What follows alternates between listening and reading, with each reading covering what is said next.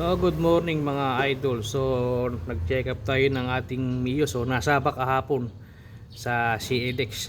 30 km na 29 km na babad. Itong na-testing si RBE na big valve. So, ngayon para lang check ng valve clearance. Ayan. So, tumukod pala yung intake.